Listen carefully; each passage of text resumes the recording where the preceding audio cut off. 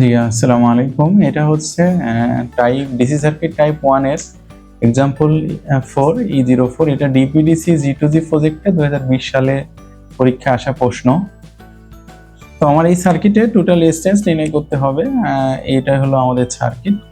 তো আমরা দেখতে পাচ্ছি কারেন্ট প্রথমেই ফ্লো করছে এই একটা পথ এবং এই আরেকটা পথ।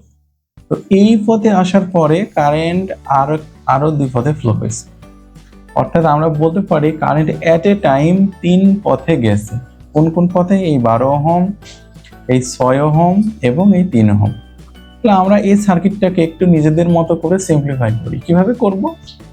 তো আমরা দেখলাম যে কারেন্ট আসার পর 3 ওহমের মধ্যে দিয়ে যে কারেন্টটা গেছে এটা সরাসরি সোর্সে ফিরছে। অর্থাৎ আমরা একটু সার্কিটটা সিম্পলিফাই করি। অর্থাৎ 3 ওহম আমরা কি করলাম? সরাসরি সোর্সে ব্যাক করাইলাম।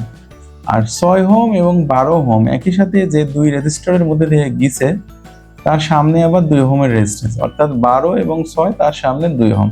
তাহলে আমাদের এই সার্কিটটাকে আমরা যদি সিম্পলিফাই করি তাহলে আমরা এই সার্কিটটা পাবো। তাহলে আমরা এখন বুঝতে পারছি সিরিজ প্যারালাল কিভাবে। অর্থাৎ আমাদের এই একটা ব্রাঞ্চ আর এই একটা ব্রাঞ্চ, এই দুইটা ব্রাঞ্চ, অর্থাৎ এই দুইটা ব্রাঞ্চ প্যারালাল।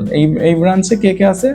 12 প্যারালাল 6 যোগ 2, 12 প্যারালাল 6 যোগ 2 আর এর সাথে প্যারালাল 3। তাহলে আমরা ক্যালকুলেটরে কিভাবে করবো একবারে আমরা সেটা একটু দেখি। তাহলে আমরা ক্যালকুলেশন শুরু করব। শুরুতে কয়েকটা বন্ধনী দিয়ে নেব বেশি করে, যেহেতু কতগুলো লাগবে আমি জানি না, কয়েকটা বেশি থাকলে অসুবিধা নাই। তাহলে 2 যোগ 12 প্যারালাল 6, তাহলে 12 ইনভার্স,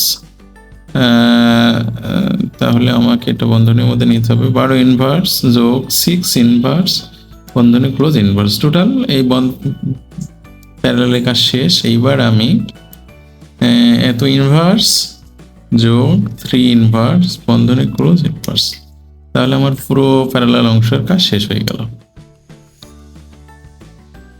ঠিক আছে, থ্যাংক ইউ সবাইকে।